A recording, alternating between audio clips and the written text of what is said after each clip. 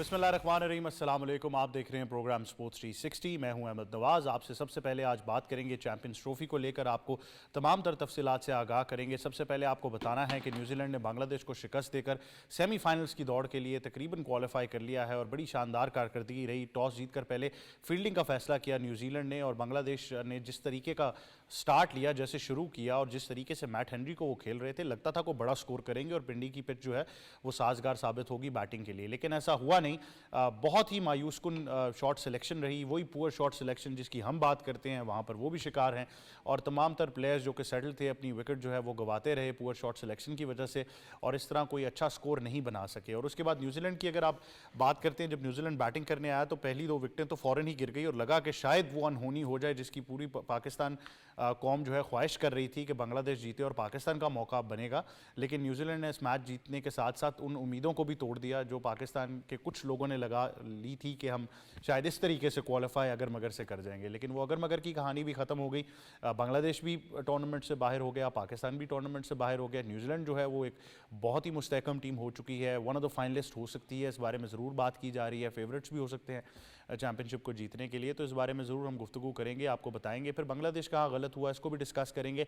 पाकिस्तान का सफ़र भी इख्तिताम को पहुँचा है। आज के मैच की अगर हम बात कर लें तो आज बारिश का शिकार है मैच। ऑस्ट्रेलिया और साउथ अफ्रीका का मैच था जो बारिश की वजह से अब तक डिले ही हो रहा है। अभी तक कोई ऑफिशियल वर्डिक्ट नहीं आई। एक टाइम ज़रूर है जो कि कट ऑफ टाइम होगा। ओवर जो हैं वो ज़रूर डिडक्ट होते जा रहे हैं और लगता यही है कि सूरत हाल ऐसी है इस्लामाबाद रावलपिंडी में कि शायद मैच नहीं हो पाएगा और अगर मैच ना हुआ तो दोनों टीम्स को जो है वो पॉइंट शेयर करना पड़ेगा और उसके बाद उनके ग्रुप की सिचुएशन बड़ी इंटरेस्टिंग हो जाती है। दोनों ऑस्ट्रेलिया और जो साउथ अफ्रीका हैं वो तकरीबन बराबर के पॉइंट्स पर आ जाएंगे, लेकिन साउथ अफ्रीका का थोड़ा सा रन रेट अच्छा है। लेकिन उसके बाद मेरे ख्याल से वो इंग्लैंड वाला मैच बड़ा शानदार होने वाला है। तो उन तमाम सिनारियोज़ को आपसे डिस्कस करेंगे और आपको ये भी बताएंगे कि नेशनल पोलो चैंपियनशिप जो होने जा रही है उसके बारे में भी आपको तफसीलात से आगाह करेंगे। मेहमानों का तारुफ कराएंगे। सबसे पहले स्टूडियोज़ में हमें ज्वाइन कर रही हैं हमारी स्पोर्ट्स एक्सपर्ट, पाकिस्तान की साबिक क्रिकेट कप्तान, इंटरनेशनल क्रिकेट कॉमेंटेटर, ब्रॉडकास्टर और प्रेजेंटर सना मीर साहिबा। अस्सलाम वालेकुम। कैसी हैं आप? अल्लाह का शुक्र, ठीक ठाक। बहुत शुक्रिया, आप हमें ज्वाइन कर रही हैं। साथ ही साथ ज्वाइन कर रहे हैं साथी एंकर और एक्सपर्ट सईद मोहम्मद अवैस। अस्सलाम वालेकुम। वालेकुम कैसे हैं? मैं ठीक ठाक, आप सुनाएं? मैं भी बिल्कुल ठीक हूँ। और साथ ही हमें ज्वाइन कर रही हैं क्रिकेट एक्सपर्ट और तजियाकार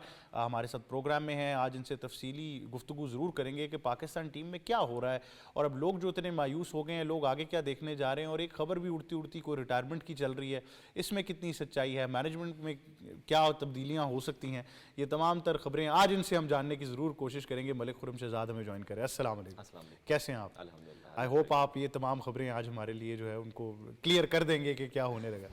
देखिए, काफ़ी सरप्राइज एलिमेंट होने लगे हैं और आपको पता है कि बैक टू बैक जब से आईसीसी के इवेंट्स हो रहे हैं, 50 ओवर का हुआ, फिर इसके बाद T20 का हुआ, तो पाकिस्तान जो है नेक्स्ट स्टेज के लिए क्वालिफाई नहीं कर सका और काफ़ी अरसे के बाद ऐसे हुआ है कि पाकिस्तान जो है सेकंड स्टेज के लिए नहीं गया।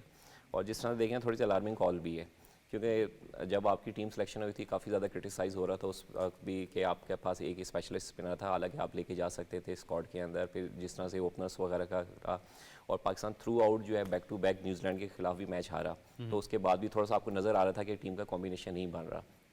एक सरप्राइज एलिमेंट हो सकता था कि अगर आप कोई टीम में पहले चेंजेस कर लेते और एक अच्छा कॉम्बिनेशन बना के जाते, क्योंकि जिस तरह की देखें आपकी परफॉर्मेंस रही अगेंस्ट ऑस्ट्रेलिया रही, तो थोड़ा सा एक आवाम में खुशी थी कि पाकिस्तान जो है 50 ओवर में एक अच्छा कमबैक करेगा और आके एक डिफरेंट सिनेरियो देगा। फिर अगेंस्ट साउथ अफ्रीका जिस तरह से हाईएस्ट रन चेस किया था, थोड़ा सा एक और खुशी की लहर आई। पर जिस तरह से अनप्रिडिक्टेबल तौर पे पाकिस्तान टीम फाइनल हारी, फिर उसके बाद जाके अगेंस्ट जब आपने देखा है न्यूजीलैंड के खिलाफ पहले मैच में, फिर लगातार 3 मैच हारी न्यूजीलैंड से, फिर ऑस्ट्रेलिया अपना इंडिया के खिलाफ। हमेशा देखे जाए हाई वोल्टेज मैच में पाकिस्तान के ऊपर थोड़ा सा प्रेशर ज़रूर रहता है और मैं बार बार यही कह रहा हूँ कि टीम सिलेक्शन के हवाले से, कॉम्बिनेशन के हवाले से काफ़ी ज़्यादा क्रिटिसिज्म हुआ है।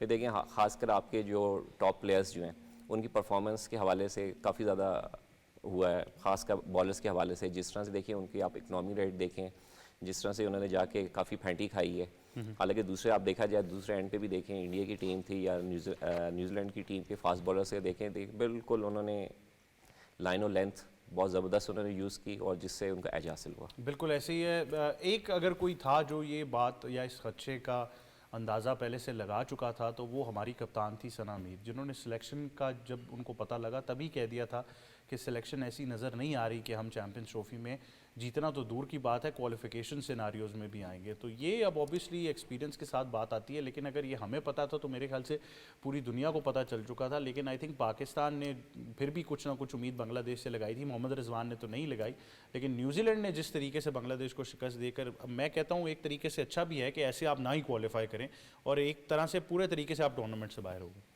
नहीं, और ये इसमें भी हमारी अजम्पशन है कि बांग्लादेश को हम हरा देंगे। जिस तरह की बांग्लादेश ने दोनों मैचेस में फाइट दी है, मुझे तो यही घबराहट हो रही है कि जो मोराल अब टीम का डाउन है उसमें उस मैच अगर वो होता है, इवन दो कि बारिश की नज़र मोस्ट प्रोबेबली है, आप बिल्कुल इसको वॉक ओवर मत समझें। आपको बड़ी मेहनत करनी पड़ेगी, क्योंकि चाहे इंडिया का मैच हो, उसी पिच पे उसी कंडीशंस पे हुआ, उन्होंने इंडिया को ज़्यादा मुश्किल दी रन चेस करने में, इवन दो उन्होंने 10-15 रन कम किए थे।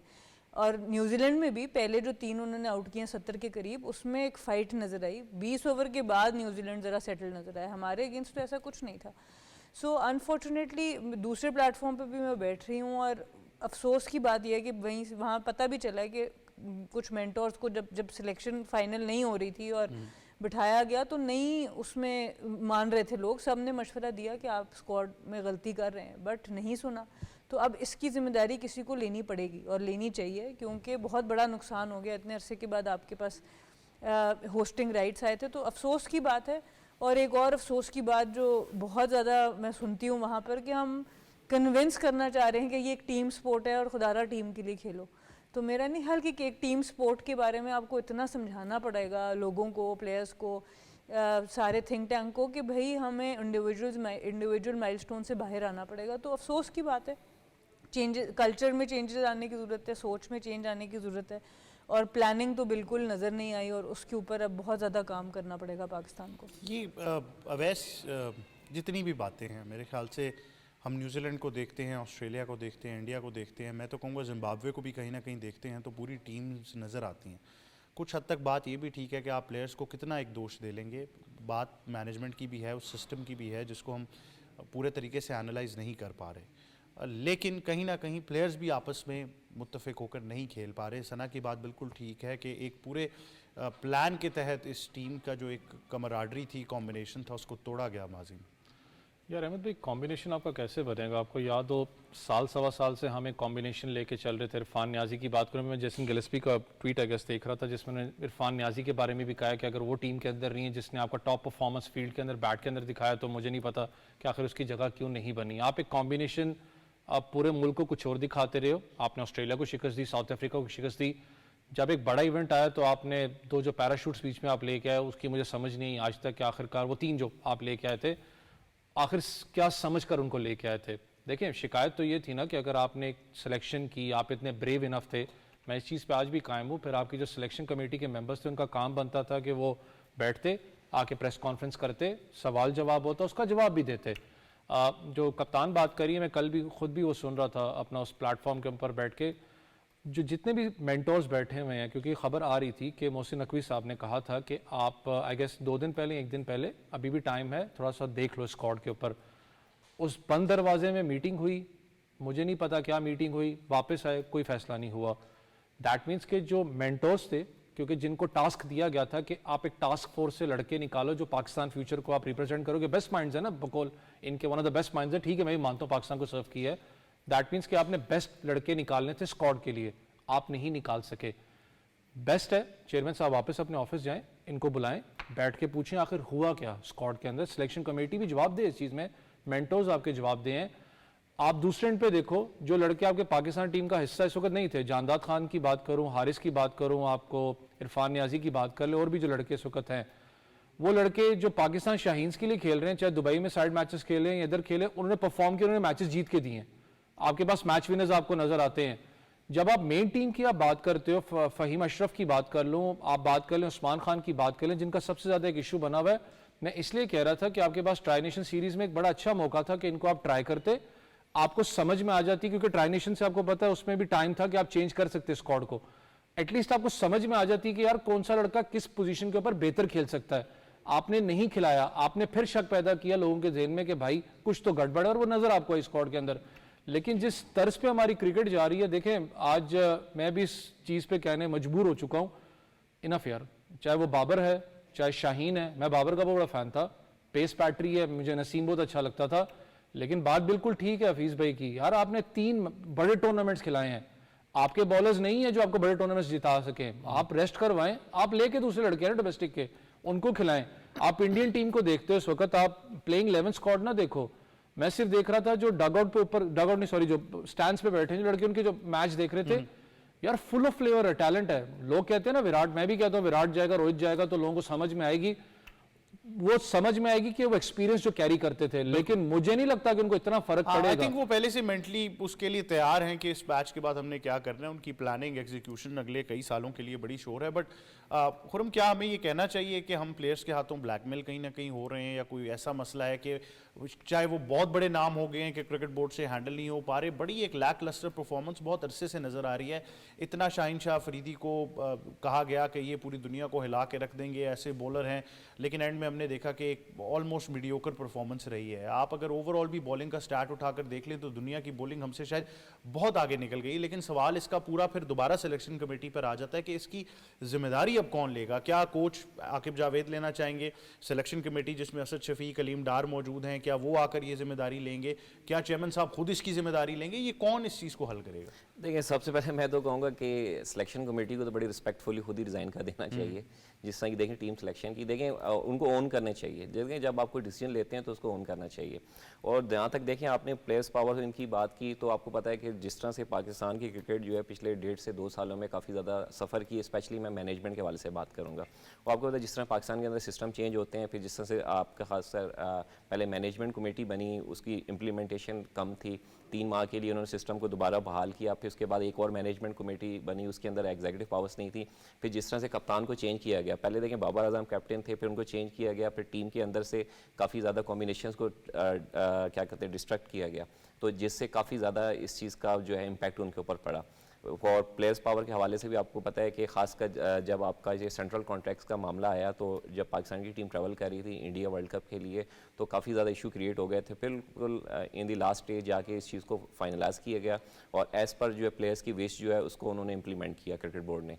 फिर उसके बाद आपको पता है सिस्टम चेंज हुआ, फिर चेयरमैन आए जैसे मोहसिन नकवी साहब। फिर पाकिस्तान के अंदर देखें बहुत खुशाइन बात हुई कि आफ्टर 29 ईयर्स जो है यहाँ पे एक आईसीसी का इवेंट हुआ, पाकिस्तान के अंदर ग्राउंड्स की रेनोवेशन हुई, बहुत खुशाइन बात। देखिए आपने स्ट्रक्चर तो चीज़ें बना ली, पर आपको एक अच्छी टीम का कॉम्बिनेशन ही बनाना चाहिए था।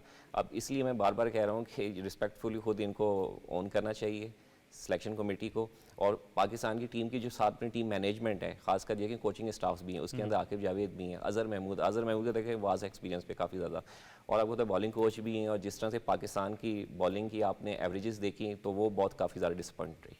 लेकिन ये मेरे ख्याल से आपने बड़ी अहम बात कर दी। इवन शायद इस्लाम साहब के बारे में भी कहा जा रहा है कि वो क्या कर रहे हैं टीम के साथ, अगर बैटिंग परफॉर्मेंसेज आपकी इंप्रूव ही नहीं हो पा रही। जी शाहिद असलम, बिल्कुल। तो अब ये बड़ा एक क्रिटिकल मोमेंट है कि इस पर कोई ना कोई, और मेरे ख्याल से कि एक और चीज़ हम एनालाइज कर लेते हैं कि अब जो शायकीन क्रिकेट हैं वो भी बहुत वेल इन्फॉर्म्ड हो गए हैं, तो they won't take any amateur answer, या वो किसी ऐसी चीज़ को एक्सेप्ट नहीं करेंगे जो कि आप जिस तरह कप्तान आए, उन्होंने प्रेस कॉन्फ्रेंस में कह दिया जी हम तस्लीम करते हैं, हम बाहर हो गए हैं, अब इसके बाद इस पर काम करना शुरू करेंगे। I don't think people will buy this. नहीं, और आप देखिए people have given their verdict. कल आप देखें स्टेडियम में हार्डली कुछ लोग थे, बहुत कम लोग। वनडर इंडिया स्टेडियम मशहूर है कि ये हमेशा फुल होता है, तो लोगों का आहिस्ता आहिस्ता इंटरेस्ट ख़त्म होता जा रहा है, और ये बड़ी ख़तरनाक बात है क्रिकेट के लिए। मुझे याद है जिस दिन टीम अनाउंस हुई और मैंने तबसरा उस दिन किया, तो मुझे इधर उधर से फ़ोन आने शुरू हो गए, तुम बहुत सख्त बातें कर रही हो, क्योंकि मैंने एक्चुअल में ये बोला था कि सारा ध्यान हमारा स्टेडियम्स पे था, हम टीम सिलेक्शन पे ध्यान शायद नहीं दे पाए। लेकिन क्या हमें ये समझना पड़ेगा, क्या ये टीम टोटल सिलेक्शन कमेटी की थी, या ये कोच का फैसला था, या ये कप्तान का फैसला था? हमें इसको समझना पड़ेगा, तब आप सही अकाउंटेबिलिटी कर सकेंगे। और जिसका भी ये फाइनल वर्डिक्ट था, आई थिंक उसको रिज़ाइन करना चाहिए, चाहे वो कोच है, चाहे वो कप्तान है, चाहे वो सिलेक्शन कमेटी है, जिसने भी फाइनली कहा कि जी ये मुझे चाहिए, और जो फ्लेक्सिबल नहीं था। आई थिंक वो जो एक चीज़ बहुत ज़रूरी है। और जहाँ तक प्लेयर पावर और प्लेयर चीज़, मेरे नज़दीक इस वक्त अगर पीसीबी समझे तो आइडियल टाइम है प्लेयर एसोसिएशन बनाने का। उसका मकसद हरगिज़ ये नहीं है कि प्लेयर्स आपके अगेंस्ट खड़े हो जाएंगे, उसका मकसद ये है कि आपके प्लेयर्स की एजुकेशन के लिए भी एक बॉडी होगी जो उनको समझाएगी कि ये काम पे आपने लड़ना है, अपना हक मांगना है, पर साथ ही वो जब सारे प्लेयर्स एक जगह पे इकट्ठे होंगे उनको डायरेक्शन भी देगी कि ये बैटल नहीं है आपके। लेकिन आपने दुनिया में प्लेयर एसोसिएशंस देखी हैं, वहाँ पर ज़रा आई थिंक बर्दाश्त का कल्चर बहुत अच्छा है। यहाँ पर जितने ईगो के मसाइल हैं, आपको लगता है ये सब मुत्तफिक होकर बैठ सकते हैं? देखिए अनफॉर्चुनेटली जो दुनिया का निज़ाम है वो पैसे पे चल रहा है। तो अगर जब पैसा आप लाते हैं ना, प्लेयर एसोसिएशन की सबसे बड़ा इंसेंटिव ये होता है कि जब आप उसका हिस्सा बनते हैं वर्ल्ड वाइड, तो आपको इवन ऑस्ट्रेलिया के प्लेयर्स जो कमा रहे हैं उसका भी हिस्सा मिलना शुरू हो जाता है। तो वो सब इसी वजह से यूनाइटेड है कि वो सारे के सारे बेनिफिट हो रहे हैं। आयरलैंड का प्लेयर जो एसोसिएशन का हिस्सा है वो भी उससे बेनिफिट हो रहा है जो ऑस्ट्रेलिया को मिल रहा है। तो आप उस वजह से काफ़ी प्लेयर्स वो चीज़ें भी करने पे राज़ी हो जाते हैं जो वो एक्चुअल में नहीं करेंगे। तो अगर पीसीबी और इदारों को ये दिमाग में लगता है कि वो प्लेयर एसोसिएशन बनेगी और प्लेयर हमारे हाथ से निकल जाएंगे, ये गलत बात है। उनको एक डायरेक्शन मिलेगी, उनको एक ऐसी जगह मिलेगी जिसकी वजह से आप बेहतर एजुकेट कर सकेंगे अपने प्लेयर्स को और सही टाइम पर सही चीज़ लड़ने की बात आप कर सकेंगे। अभी तो आप 4 प्लेयर्स को इकट्ठा करते हैं, जब उनको हर कोई उनसे लड़ रहा होता है वो आपस में इकट्ठे हो जाते हैं और फिर टीम का नुकसान शुरू रहता है, मुल्क का नुकसान शुरू रहता है। उससे बेहतर है कि बजाय 5-6 प्लेयर इकट्ठे हों, आपके 500-1000 प्लेयर एक प्लेटफॉर्म पे हो और उसको आप एक डायरेक्शन दें कि दिस इज द डायरेक्शन जिससे मुल्क का फायदा होगा और आप सबका भी फायदा होगा। बिल्कुल। तो आई थिंक इसके ऊपर सीरियसली सोचना चाहिए। बिल्कुल, और आई थिंक आप ये काफ़ी दफ़ा कह चुकी हैं, ये बहुत अरसे से सना ये बात कर रही हैं, और आई थिंक कि अब ये आने वाले वक्तों में शायद हो पाता है या नहीं, ये तो वक्त ही बताएगा, लेकिन नीड ऑफ द आवर ज़रूर बनता जा रहा है। खुद मैंने ब्रेक पर जाना है, उससे पहले आपसे मैं एक सवाल ज़रूर करना चाहूँगा कि अब सब ये एक आवाम का सवाल है अब कि अगले ये तो 8-10 दिन में ये टूर्नामेंट तो ख़त्म हो जाएगा, क्या होने लगा इसके बाद? देखिए, मैंने आपको कहा कि एक बिल्कुल नए चेहरे आने चाहिए, जिस तरह से आपको याद होगा 2003 के अंदर हुआ था, फ्रेश ब्लड को ऊपर लेकर आए थे, वो यंग टैलेंट जिस तरह से कहा। देखिए, शाइन्स के अंदर काफ़ी ज़्यादा यंग टैलेंट हैं जिन्होंने परफॉर्म किया, रिसेंट डोमेस्टिक के अंदर काफ़ी ज़्यादा प्लेयर्स ने परफॉर्म किया। अब उनको मौका दे, देखिए ये सीनियर्स भी तो हार ही रहे हैं ना, और जूनियर्स को मौका दें, और मे भी हो सकता है कि इनसे थोड़ा अच्छा परफॉर्म कर जाएँ, तो एटलीस्ट यंगस्टर को आप चांस दें। देखिए, जब आप प्लेयर्स का बैकअप प्लेयर तैयार रखते हैं ना, तो प्लेयर्स को भी डर रहता है, वो परफॉर्मेंस देता है। और ख़ासकर देखिए इंडिया की आप एग्जांपल देख लें, उस पर देखिए नंबर ऑफ प्लेयर्स उनकी बेंचमार्क में मौजूद हैं, और एक प्लेयर जाता है तो दूसरा प्लेयर स्कोर करता है, उनको ये समझ नहीं आती कि अब अगले प्लेयर्स ने स्कोर कर दिया, पिछले प्लेयर्स को कैसे एडजस्ट करें। ये आई थिंक सारी टीमों में यही चल रहा है। हम कल बात कर रहे थे कि डैरिल मिचेल बीमार हुए तो रविंद्रा को मौका मिला, उन्होंने भी 100 कर दिया। और देखिए उनकी ये चौथा आईसीसी इवेंट में था, 300 उन्होंने पिछले उसमें किए थे इंडिया वर्ल्ड कप में, और कल चौथा कर दिया उन्होंने आईसीसी में। मेरे ख्याल से हर जगह हमें ये जो इस तरह की परफॉर्मेंसेज नज़र आ रही हैं, एक हम वाहिद वो क्रिकेटिंग नेशन बन चुके हैं जहाँ पर बहुत ही मायूसकुन कारकर्दगी रही है। इसी नोट पर एक छोटे से वक्फे की तरफ जाएंगे, वापस आएंगे, डिस्कशन जारी रखेंगे। देखते रहिए स्पोर्ट्स 360।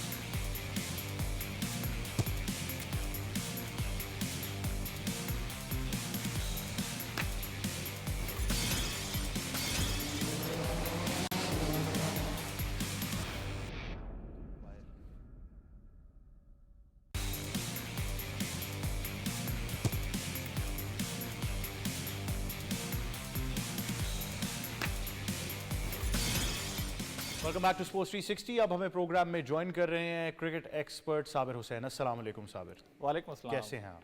हालात क्या पूछ रहे हैं, हम ठीक हो सकते हैं? बिल्कुल, हम आप भी दुखी हैं, हम भी दुखी हैं, पूरी कौम दुखी है, लेकिन इसका जवाब किससे मांगना? देखें, वही है कि पिछले 5 दिनों में वक्त बदल गया, तकदीर बदल गया, ज़माना बदल गया। तो देखें, ये सिचुएशन कहानी कोई नई बात तो नहीं है, ये पिछले 20-25 साल की कहानी है, और कहीं ना कहीं से हम थोड़ा सा ओवर एक्सपेक्ट कर देते हैं चीज़ों को, और अफसोस होता है कि हम हमेशा सिस्टम पे क्रिटिसाइज़ करते हैं, प्लेयर्स पे करते हैं, फिर यही प्लेयर्स हमें कहते हैं कि हमें आप लोग सपोर्ट करें और बेक करें। सपोर्ट किस चीज़ की हमसे मांगते हैं? जाए नमाज बिछा के दुआएं तो उनके लिए करते हैं, और हमेशा पॉजिटिव चीज़ें इनके बारे में हम तो करते रहते हैं, चाहे बाबर आजम हो, चाहे शाहीन शाह अफरीदी हो। अफसोस अगेन मुझे बार बार कहना पड़ा कि इस चीज़ का होता है कि जब आपको 5-6 साल इंटरनेशनल क्रिकेट में हो चुके हों, आप पूरी दुनिया में टेस्ट मैचेस, ODIs, T20s खेल चुके हों, आप अपने आप को सुपरस्टार कहलवाने के हक में भी हों, मगर उसके बावजूद आप परफॉर्मेंस ना दे पाएँ, डिलीवर ना कर पाएँ, और आप वही एक्सक्यूज़ दें मीडिया के सामने, तो कहीं ना कहीं से दिल ज़ाहिर बात है फैंस का दुखता है। तो अब रिजवान की बात करें, शाहीन शाह अफरीदी की बात करें, देखिए हमने कितना क्रिटिसाइज़ किया था बाबर आजम की कप्तानी पे, मगर कहीं ना कहीं हम सपोर्ट भी करते थे उनकी इंडिविजुअल परफॉर्मेंस के बेसिस पे। मगर जो सवाल अभी उठ रहे हैं कि यार उन्होंने इंडिविजुअल बेसिस पे क्यों से मैचेस जिताएं, इनका कंपैरिजन हम नहीं कर सकते इंजमाम, यूसुफ, सईद अनवर या यूनिस खान के साथ। देखिए अगर पास की बात करते हैं तो हमारे पाकिस्तानी लेजेंड्स के हम पड़ोसी मुल्क की क्यों मिसालें दें, हम बाकी कंट्रीज की क्यों मिसालें प्लेयर्स की दें, हम अपने खिलाड़ियों की मिसालें देते हैं। देखें 2000 में चले जाएँ, 90s में चले जाएँ, 2010 तक आप आ जाएँ तो वहाँ तक कहीं ना कहीं से हमारे जो सीनियर प्लेयर्स थे, चाहे टॉप ऑर्डर में हो चाहे मिडिल ऑर्डर में हो, हमारे भी पहले भी होते थे कि जी 5 पे 2 आउट, 15 पे 4 आउट पहले भी होते थे, मगर कहीं ना कहीं से वो मैचेस निकाल के ले आते थे। तो वो प्रॉब्लम हमारे यहाँ है। हम तो इतने हमारे प्लेयर्स जो हैं वो 5-5, 6-6, 7-7 साल खेलने के बावजूद 120 बॉल एंड डॉट बॉल खेलते हैं 150-25 ओवरों में। तो ये सवालिया निशान, इसका मतलब हमारे स्किल्स का प्रॉब्लम है। और ये वही प्लेयर्स हैं जो कि पूरी दुनिया में जाके लीग्स खेलते हैं, मगर लीग्स कौन सी, 20-20 लीग्स खेलते हैं। तो हम इनसे क्या एक्सपेक्ट कर सकते हैं। दूसरा हमारे यहाँ जिस तरह के लेम एक्सक्यूजेज आते हैं, देखें एक अना का मसला बनाया गया कि जब चैंपियंस ट्रॉफी की डेडलाइन थी आपके स्क्वाड अनाउंसमेंट की, उसके बावजूद हमारे पास एक प्रिपरेशन की ट्राई सीरीज थी, हमने वहाँ पे प्लेयर्स को देखा, हमारे पास वहाँ पे भी चांसेस था। इसी प्रोग्राम में कप्तान ने, अवेस ने, आपने, हमारे बाकी जितने भी सब ने यही डिस्कस किया कि आपके पास अभी भी चांस है कि आप अपना स्पेशलिस्ट स्पिनर लेके आएँ। आप रिजवान की प्रेस कॉन्फ्रेंस सुन ले, वो कंपैरिजन कर रहे थे सलमान अली आगा का और खुशदिल शाह का इंडिया की बॉलिंग लाइनअप से। भाई अस्कर पटेल आपका एक जेन्युइन स्पिनर है इंडिया का, ठीक है, जडेजा एक जेन्युइन स्पिनर है, आपके जेन्युइन स्पिनर नहीं है। तो कहीं ना कहीं से 50 ओवर फॉर्मेट में इतने मिनी वर्ल्ड कप उसको आप कह सकते हैं, इतनी बड़ी अपॉर्चुनिटी 30 साल, यानी कि हमने एक इवेंट देखा था, उसके बाद हमारे बच्चों ने पिछले 25-30 साल में कोई इवेंट देखा नहीं। तो अभी हमारी जो यंग जनरेशन, एक स्पोर्ट रह गया पाकिस्तान में क्रिकेट का, हॉकी तो ख़त्म हो गई, स्क्वाश को देख लें, सॉकर का हमारे है नहीं। तो कहीं ना कहीं से अब जो हमारे जो यंगस्टर्स हैं, ये हर मैच के बाद उनके आप आर्गूमेंट सुने, उनके ओपिनियन सुने तो कितने दिल बर्दाश्त हैं। तो इसका मतलब आने वाले जो आगे आने वाले 5 साल है, तो हमारी जो यंग जनरेशन है आगे आने वाले 10 सालों में किस तरीके के स्पोर्ट्स को फॉलो करे, कौन से नेशनल हीरोज हैं हमारे, शाहिद अफरीदी, शुएब अख्तर के बाद कौन सा, एक बाबर आजम था, अब उस पर भी सवालिया निशान आ गए। शाहीन शाह अफरीदी अपने आप को सुपरस्टार, आप देखें, सॉरी टू से, मगर कहीं ना कहीं से एडवर्टाइजमेंट में अपने आप को कहलवाते कि जी आप हमें नहीं जानते प्रीमियर पाकिस्तान का फास्ट बॉलर। नहीं, फास्ट बॉलर तो क्या ही नहीं, वो कह रहे हैं ऑलराउंडर। नहीं, अफसोस होता है सर, हमें अफसोस होता है कि आप जो है ना इतने बार बार वही गलतियां हैं। मतलब प्रॉब्लम ये होता है कि आप देखें कोई यंगस्टर करे, तैयब ताहिर से हुई है, तैयब ताहिर के बारे में हम कोई बात नहीं करें, सलमान आगा के बारे में कोई नहीं बात करें, हमें अफसोस है रिजवान के ऊपर, शाहीन शाह अफरीदी के ऊपर, नसीम शाह को आप देख लें, आप 8-9 सालों से तीनों फॉर्मेट्स खेल रहे हैं, पूरी दुनिया में खेल रहे हैं, टेस्ट मैचेस खेल चुके हैं, उसके बावजूद ये टाइम आपके पास है डिलीवर करने का। आखिरी चीज़ बोलूँगा कि इसी टाइम का अगर कंपेरिजन की बात आती है, विराट कोहली 2009 में आते हैं, 2011, 12, 13, 14, 15, 16 उनके मुसलसल आप ईयर्स उठा के देख लें, उन्होंने मैचेस इंडिविजुअल बेसिस पे जितवाएं।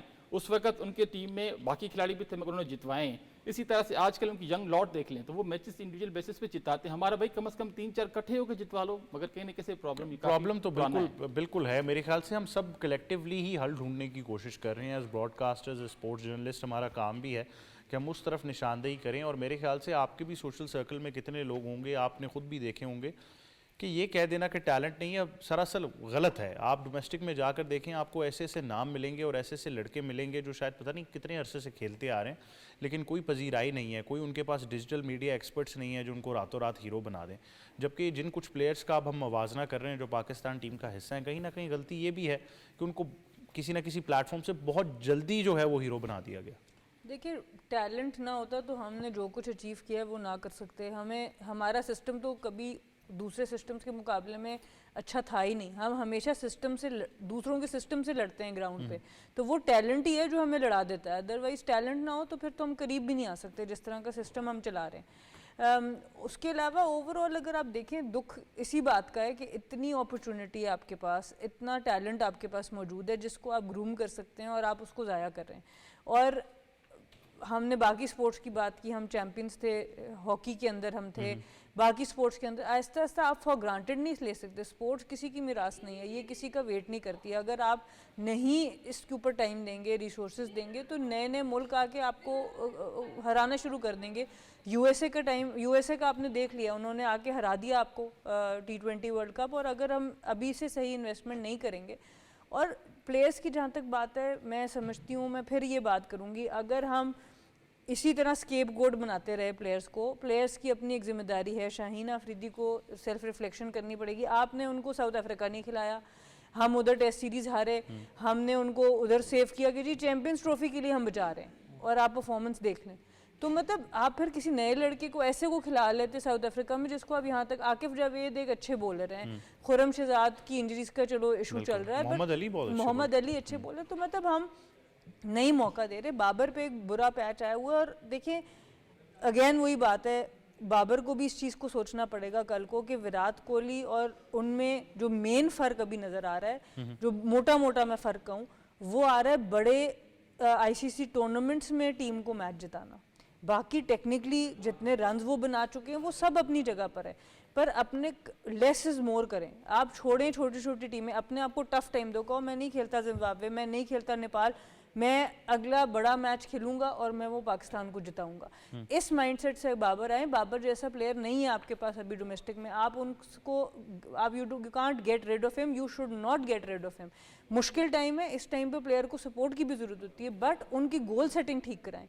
उनको ये बताएं कि आप ग्रेट अगर बनना चाहते हैं तो लॉन्गर फॉर्मेट पे ध्यान दें, और ग्रेट अगर आप बनना चाहते हैं तो आप बड़े मैच जीतने का।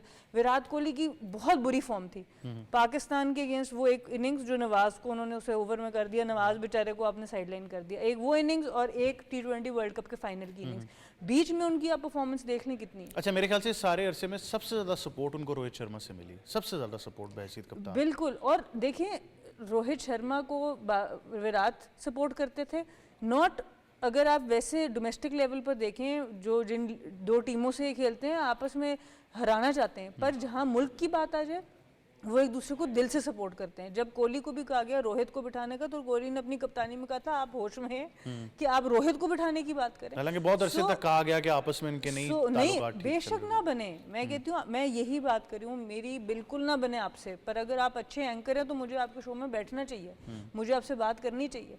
तो ये जो डिफरेंस ऑफ ओपिनियन है इसको हमें ख़त्म करना है, जो मुल्क के लिए बेहतर है हमें उसको सपोर्ट भी करना है, उसका साथ भी देना। बिल्कुल। सैयद मोहम्मद अवैस, आपकी कुछ क्रिकेटर्स से भी बात हुई है हाल ही में, और ऑल सोशल सर्कल्स में भी आप बात करें जी, वो तो हैं ही, वो होती है साबिक क्रिकेटर कहता हूँ ना उनको, मैं तो अभी करंट क्रिकेटर्स की बात कर रहा हूँ। ज़्यादा मत पूछना, नाम ना नहीं, इससे आगे नहीं जाऊँगा, वरना तो प्रेशर बहुत करते कल से शायद अवैस फिर और किसी मोड में आ जाए।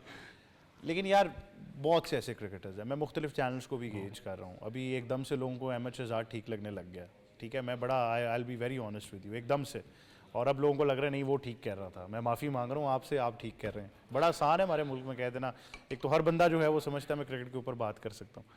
तो खैर ये एक अलमिया है कि एक प्रॉपर नैरेटिव बिल्ड किया जाता है, उसको हेट कार्ड बना के चलाया जाता है, उसके बाद अब वो एक्सेप्ट कहीं होता हुआ नज़र आ रहा है तो वो एंकर साहब आके कहते जी मैं माफ़ी मांग रहा हूँ, आपकी बात से मैं मुत्तफ़िक हूँ। ये चीज़ें यार हमारे मुल्क में ये कब तक चलती रहेंगी? मतलब हम फिर भी घुमा फिरा के उस चीज़ पर नहीं आ रहे जिसकी हम बार बार निशानदेही कर रहे हैं कि आपका सिलेक्शन क्राइटेरिया, आपका सिस्टम, आपका pathway to cricket is all clouded at the moment.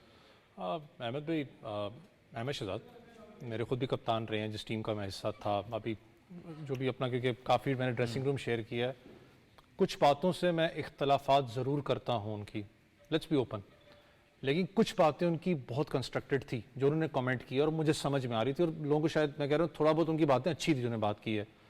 मेरे लिए मसला फिर वही बात आती है, चले मैं उनकी बात कोट करता हूँ, हफीज़ भाई की चले कर लेता हूँ क्योंकि मैं काफ़ी हम लोग देख रहे हैं, उनने भी ये बात की ना कि इन प्लेयर्स के साथ आप बहुत अरसे से एक बड़ा टूर्नामेंट रेगुलर बेसिस पे खेल रहे हो, जब आपको एक प्लेयर नहीं जितवा रहा दैट मीन्स कि यार आप उसको फिक्स करते हो दूसरे कैंडिडेट के साथ, लेकिन उस कैंडिडेट को लाने के लिए उसका माइंडसेट आप बनाते हो। यार मैं एक और चीज़ सोच के परेशान हूँ कि इन्हीं में से कुछ प्लेयर्स थे और कुछ और प्लेयर्स थे जिनको बाद में हमने यही कह के डिस्कार्ड किया ना कि उनकी तो परफॉर्मेंस ही नहीं है, बेकार प्लेयर है, हटाओ उनको टीम से, जिन्होंने आपको एक सेमीफाइनल में पहुंच के दिखाया और एक फाइनल में पहुंच के दिखाया। इफ्तिखार वगैरह इन सब की बात करें, आप उस वक्त उससे ज़्यादा मुत्तफिक टीम तो मुझे पाकिस्तान में लगी ही नहीं कभी। देखें, चलिए पेस बैटरी पे आ जाते हैं। सबसे पहले शाहीन, मैं खुद कहता हूँ strike fast bowler, strike fast bowler. Strike fast bowler का जो लकब होता है बेसिकली वो होता है कि आपको स्ट्राइक ऑन रेगुलर बेसिस देता हो।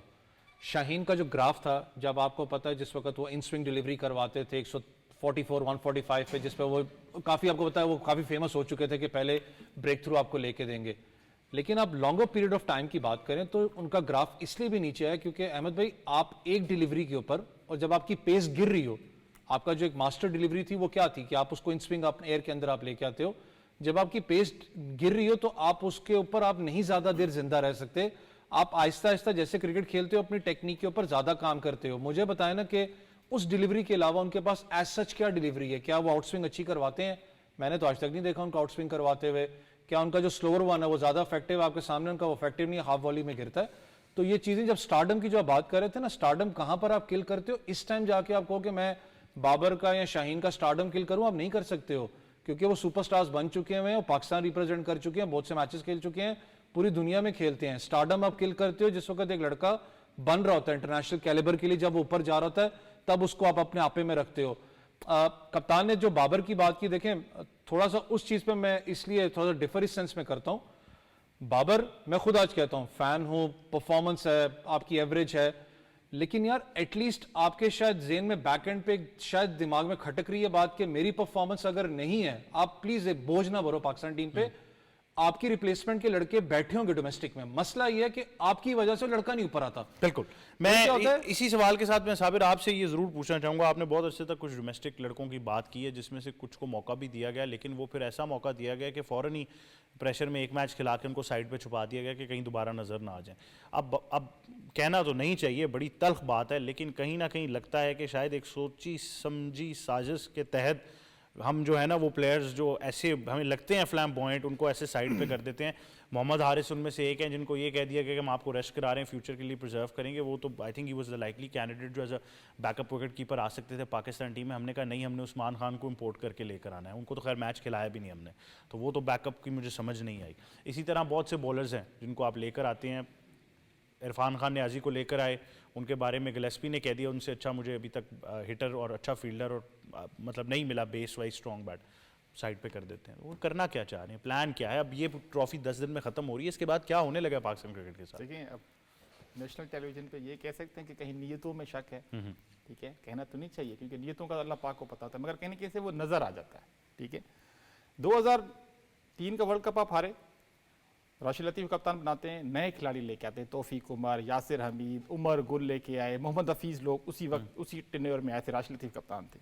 टीम बनने जा रही थी, फिर आपने उनको हटा दिया, फिर वही वकार आते हैं, इंजमाम आते हैं, वसीम सारे वापस आ जाते हैं। कहीं ना कहीं से हम लोग जो ऊपर टॉप मैनेजमेंट है वो हमारी टीम बनाना ही नहीं चाहती, फिर आगे आ जाते हैं। तो फिर 2009-10 में कितने बड़े इंसिडेंट्स हुए, मैच फिक्सिंग के स्कैंडल्स हुए, मुश्किल से जाके मुस्बान ने थोड़ा बहुत संभाला, मगर वही बात है कि फिर वो टोला बन गया सारा फैसलाबाद सरगोदा का। वही 5 साल खेलते रहे, अपने बाकी खिलाड़ियों को आने नहीं दिया।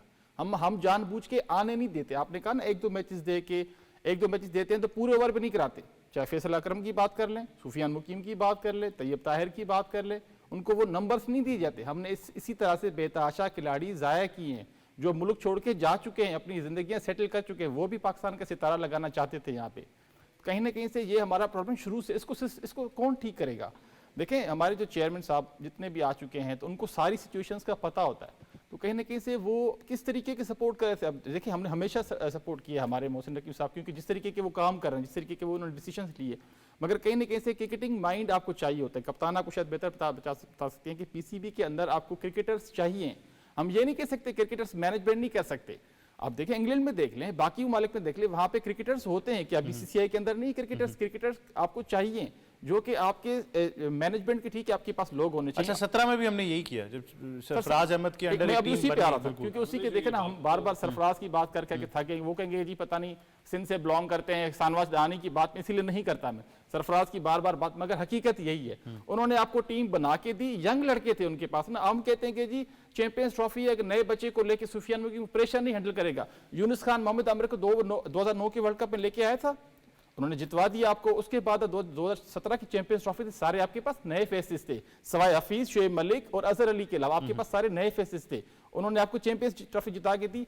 मेरा अभी ये कहना है कि जो सीनियर खिलाड़ी होते हैं वो उस शिद्दत से नहीं खेलते अपने मुल्क के लिए जो यंग खिलाड़ी खेलते हैं। मूसा खान आपके पास टॉप परफॉर्मर है फास्ट बॉलिंग में, क्यों नहीं लेके आते उसको आप?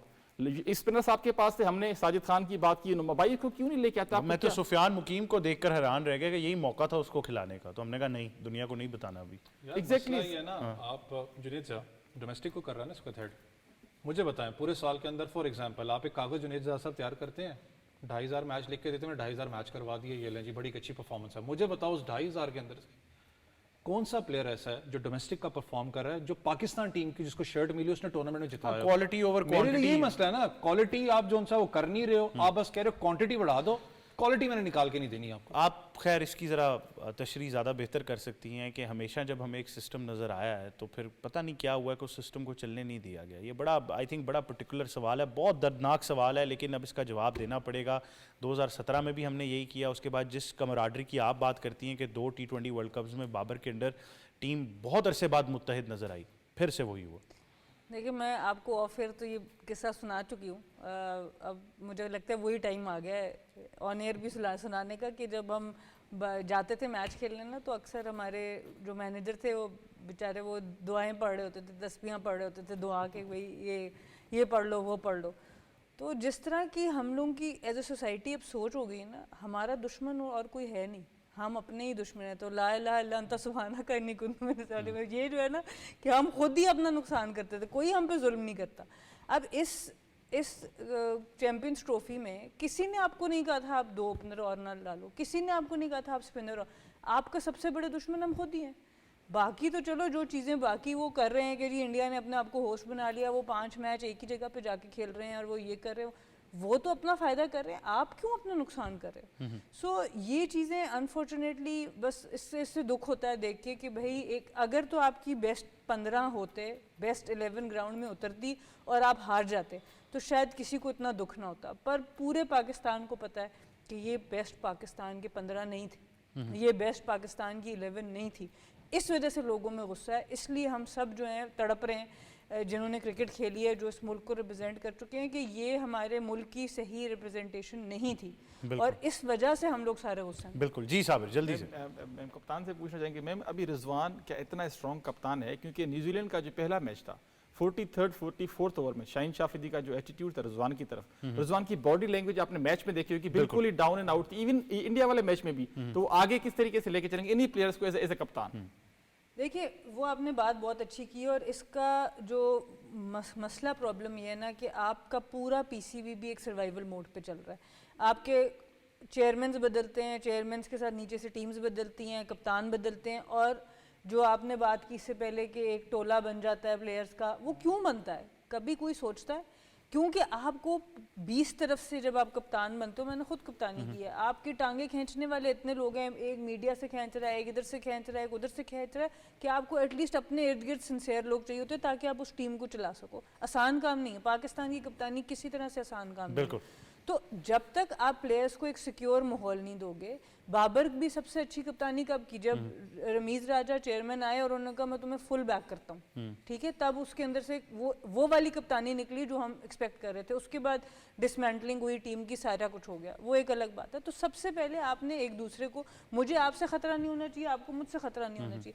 जब हम प्लेयरों को आपस में लड़ाते रहेंगे, तो इसलिए मैं समझती हूँ, अभी फिर मैं ये बात कर रही हूँ कि ऐसे टूर्नामेंट्स की हार के बाद खुदारा सिर्फ प्लेयर्स के पीछे मत जाएं, सिर्फ उन्हीं को हटाने की बात ना करें, आप अपने सिस्टम को ठीक करें, आप माहौल को ठीक करें। सिस्टम को ठीक करना बहुत ज़रूरी है, लेकिन मैं फिर भी कहूँगा कि 2 लफ्ज़ जो हैं वो पाकिस्तान क्रिकेट के लिए हाल ही में बड़े ख़तरनाक साबित हुए हैं। उनमें से एक लफ्ज़ है इंटरम और दूसरा है मेंटोर, जिसकी वजह से हमने ना तो कुछ पहले अचीव किया और ना ही आगे कर पाएंगे। तो खुदारा इस सिस्टम को ठीक कीजिए, इस टीम को ठीक कीजिए। पूरे पाकिस्तानी कौम की जो उम्मीदें हैं वो इस वक्त चेयरमैन साहब के साथ हैं, वो चेयरमैन मोहसिन नकवी साहब की तरफ देख रहे हैं कि इस पूरी हार का एक एहतसाब होना चाहिए और वो बड़ा पब्लिक एहतसाब होना चाहिए कि उसके बाद अगर आप ऐसी टीम भी बनाते हैं जो अगला 1-1.5 साल 2 साल हारती है, लेकिन वो टीम बन के निकलती है दूसरे आईसीसी टूर्नामेंट से पहले, तो मेरे ख्याल से पाकिस्तान की बहुत बड़ी जीत होगी। आप तीनों का बहुत शुक्रिया, आप हमें ज्वाइन कर रहे थे। यही था आज का प्रोग्राम स्पोर्ट्स 360।